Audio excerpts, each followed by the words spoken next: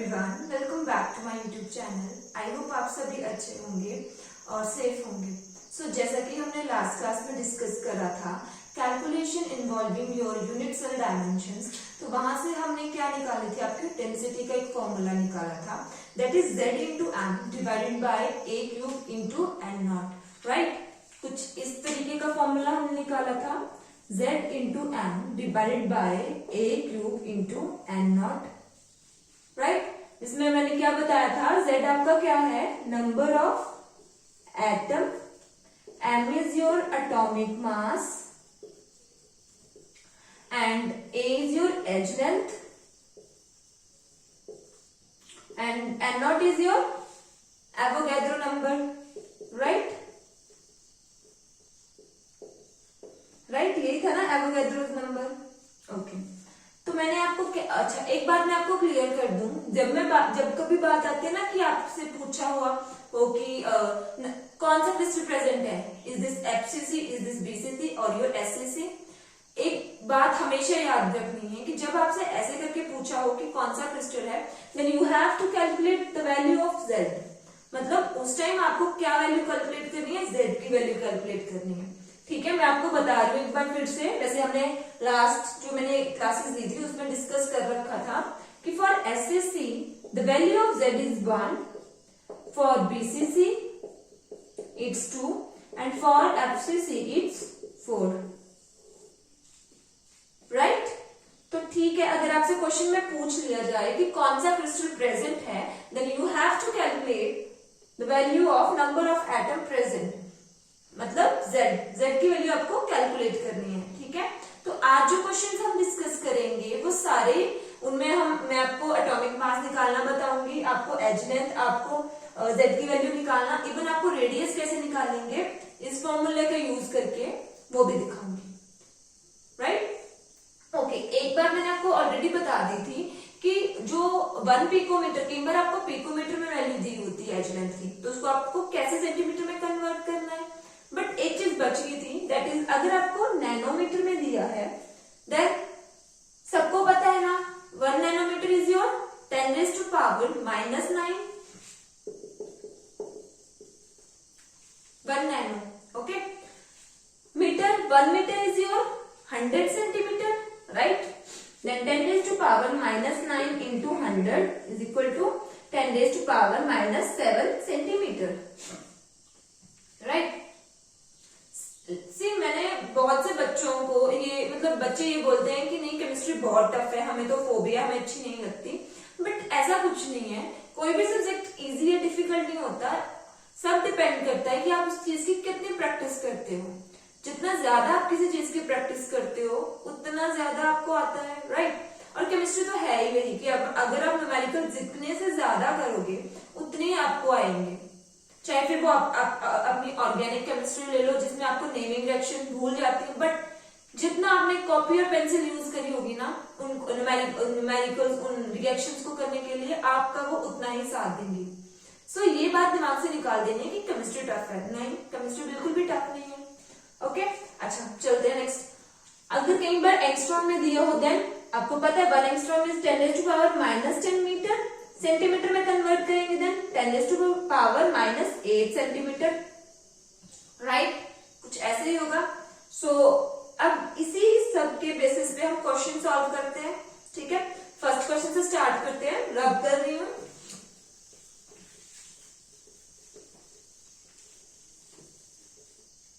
Okay, मैं question बोलूंगी और सीधा वैल्यू लिखूंगी। राइट, क्वेश्चन एक बार आपको बता देती हूँ। The edge length of the unit cell having molecular mass 75 gram per mole is 5 angstrom.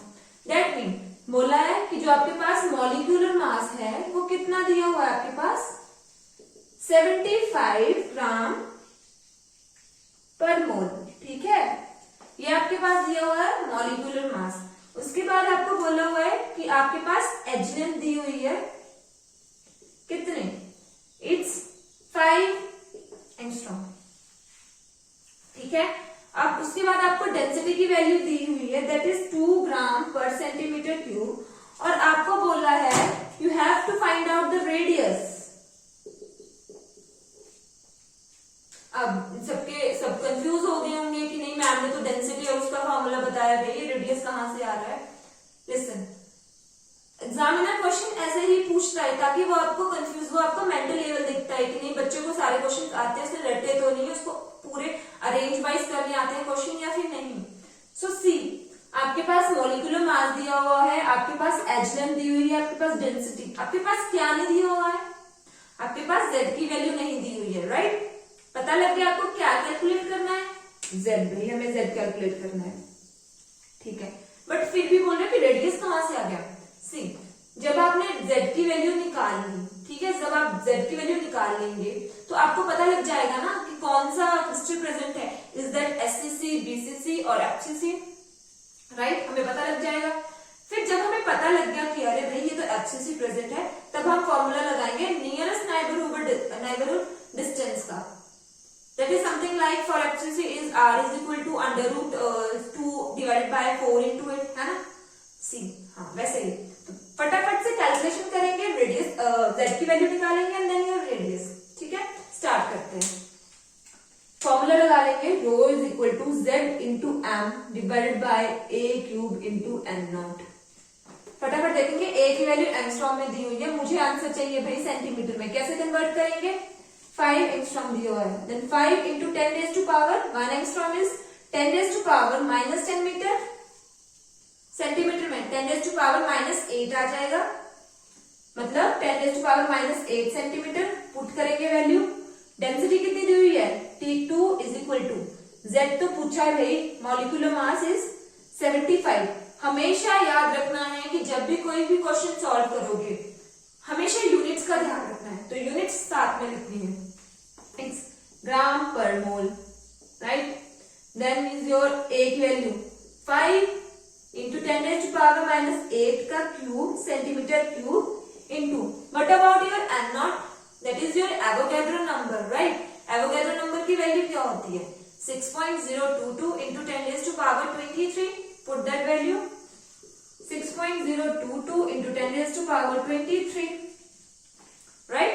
Arrange करेंगे, z की वैल्यू निकालेंगे, z is equal to 2 into 5, solve कर दियो फटाफट, 5 3, 5 का क्यूब कितना होता है, 5 5 जा 25 and 25 जा 25 5 जा it's 125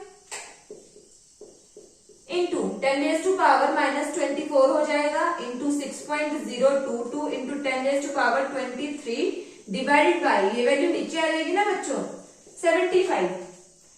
अब जब ये कैलकुलेशन आप करोगे तो आपके पास आ जाएगी किसकी वैल्यू, z की, और z की वैल्यू यहाँ पे आपके पास आएगी अप्रोक्सीमेटली 2। फटाफट से दिमाग चलाएंगे कि अगर 2 z की वैल्यू 2 आती है तो कौन सा क्रिस्टल प्रेजेंट होता है, अगर 1 आती है देन SCC, 2 आती है देन BCC, right. It's body centred cubic crystal, right. मतलब हमें पता लग गया भाई कौन सा क्रिस्टल प्रेजेंट है, इट्स BCC, ओके। अगर BCC प्रेजेंट है तो कौन सा फॉर्मूला लगाते थे हम नियरेस्ट नेबरहुड के लिए, कौन सा फॉर्मूला लगाते थे, under root 3 divided by your what 4 into 8, right. तो वो फॉर्मूला हम यूज करेंगे, है ना, तो वो फॉर्मूला हम यूज करते हैं। रब कर देती हूँ, ये चीज रब कर दी हूँ। क्या फॉर्मूला होता है बीसीसी के लिए, इट्स अंडर रूट, रेडियस पूछा है ना, under root 3 divided by 4 into 8। What about under root 3, it's 1.73। मैंने बोला था ना कि हम अप्रॉक्स लेके चलते हैं, सो हम 1.73 ले लेंगे, पुट करेंगे value. What about A is your edge length, कितने दी हुई है, 5 into 10 raised to power minus 8 centimetre, put करेंगे 1.73 divided by 5 into 10 raised to power minus 8 into it's 4 into 5 into 10 raised to power minus 8 centimetre. Calculate करेंगे, अब जब इसको calculate करेंगे then you have answer, it's, ठीक है ना, यस यही है, तो आपके पास आंसर आएगा 2.1 करके। तो answer is 2.1 into 10 raised to power minus 8 centimetre. बहुत इजी कैलकुलेशन है, हर कोई कर लेगा बहुत इजीली, ठीक है, कैलकुलेशन इजी कर लेना, आर की वैल्यू आ गई। सो इस क्वेश्चन में हमने क्या देखा कि हमसे z की वैल्यू पूछी हुई है, मतलब हमसे पूछा है कि कौन सा क्रिस्टल प्रेजेंट है, और उसके बाद हमसे पूछा है कि रेडियस बताओ। तो अगर हमें क्रिस्टल पता लग गया तो हम रेडियस इजिली कैलकुलेट कर लेंगे, राइट। नेक्स्ट क्वेश्चन करते हैं। बहुत इजी क्वेश्चन एग्जामिनर पूछता है, बट यू आपका मतलब उस क्वेश्चन पे पकड़ होनी चाहिए आपको। अगर आपसे कोई डेंसिटी का क्वेश्चन पूछ रहा है तो आपको डेंसिटी के क्वेश्चन हर एक क्वेश्चन मतलब आपने हर एक टाइप करी होनी चाहिए कि कैसे ए की वैल्यू निकालते हैं, कैसे आप एम की वैल्यू निकालोगे, कैसे आप जेड की वैल्यू, मतलब हर एक टाइप के आपको एटलीस्ट 10-10 क्वेश्चन करने पड़ेंगे, तब जाके आपका माइंड एकदम से क्वेश्चन को सॉल्व करेगा, राइट। ओके, नेक्स्ट क्वेश्चन देखते हैं।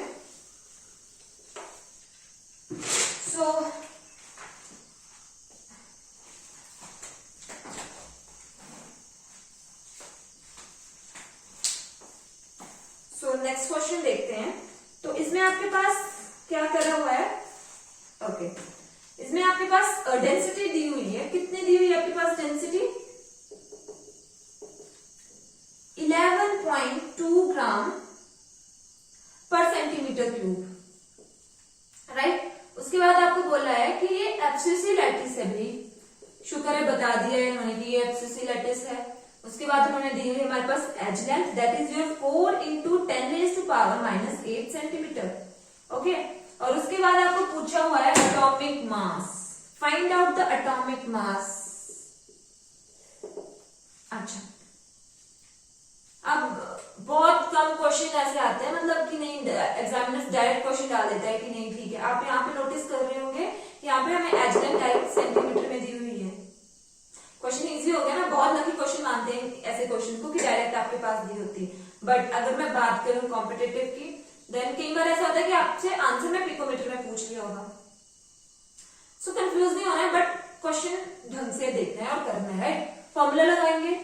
पूछा है atomic mass m, what is the formula of density? z into m divided by a cube n naught, right.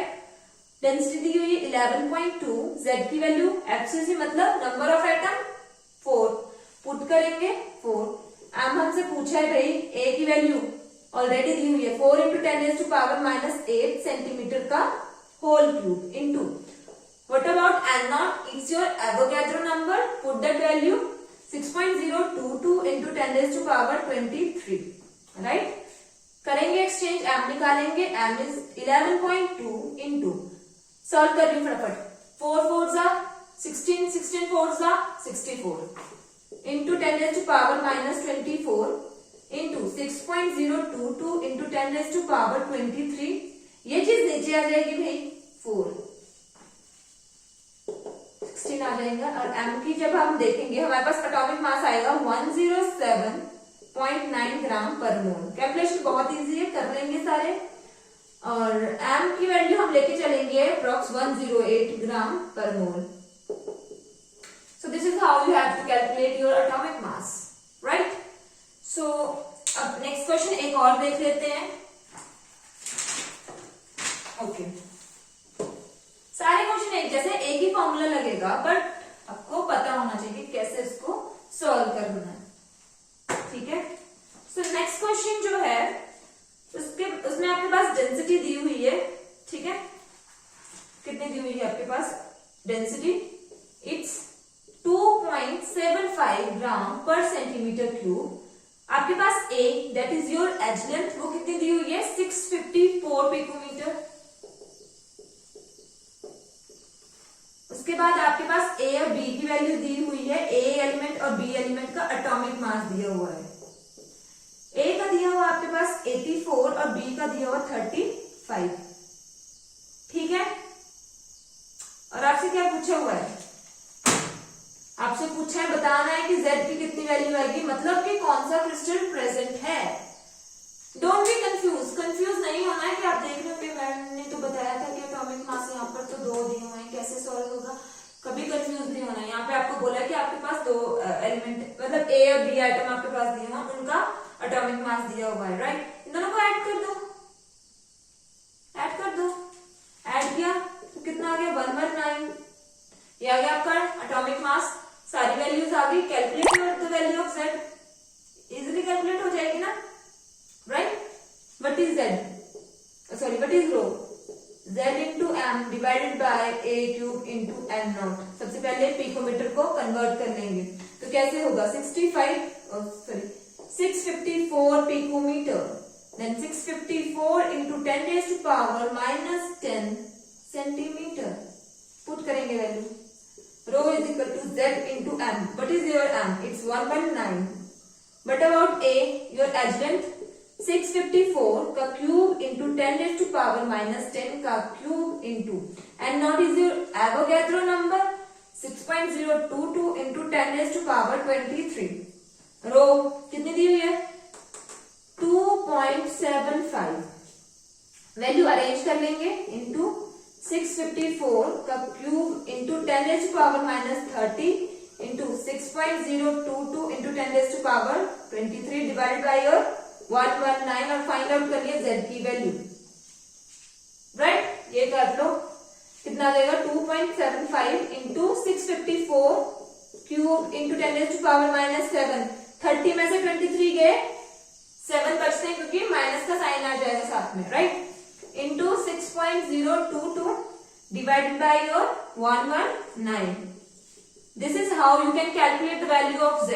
तो कभी कंफ्यूज नहीं होना है कि अगर आपके पास एटॉमिक मास कुछ इस तरीके से दिया हो, ठीक है। मैंने वही बोला, हर एक चीज आपसे प्रैक्टिस मांगती है, चाहे वो आपकी पढ़ाई होगी चाहे कोई और चीज होगी, हर एक चीज आपसे प्रैक्टिस मांगती है। तो जितने ज्यादा क्वेश्चन प्रैक्टिस करोगे उतने इजीली क्वेश्चन सॉल्व होंगे, ठीक है। जब इस सबको आप कैलकुलेट करोगे देन आपके पास z की वैल्यू आ जाएगी 4। अप्रोक्सीमेटली इट्स 3.9 या फिर 3.8, सो हम 4 लेके चलेंगे, ओके। और z की वैल्यू अगर 4 हो तो वो क्या होता है? It's your abscess, right. तो आपके पास क्रिस्टल आ गया एब्सिस। सो क्या क्या किया हमने आज हमने देखा दैट कि कौन सा क्रिस्टल प्रेजेंट होता है, कैसे हम z की वैल्यू m की वैल्यू हमने देखी, हमने रेडियस निकालना। जो मैंने रेडियस वाला क्वेश्चन करवाया ना उसकी प्रैक्टिस अब ज्यादा करिए, बहुत इजी होता है और इजीली आ भी जाता है। आपका मतलब क्वेश्चन पे पकड़ होनी चाहिए कि नहीं कैसे सॉल्व करना है, बाकी हो जाता है, ठीक है। So I think this is all about today and I hope आपको वीडियो अच्छी लगी हो, और अगर कोई मिस्टेक हो गई हो then I am really very sorry. अगर अच्छी लगी then please share and subscribe my YouTube channel. Thank you.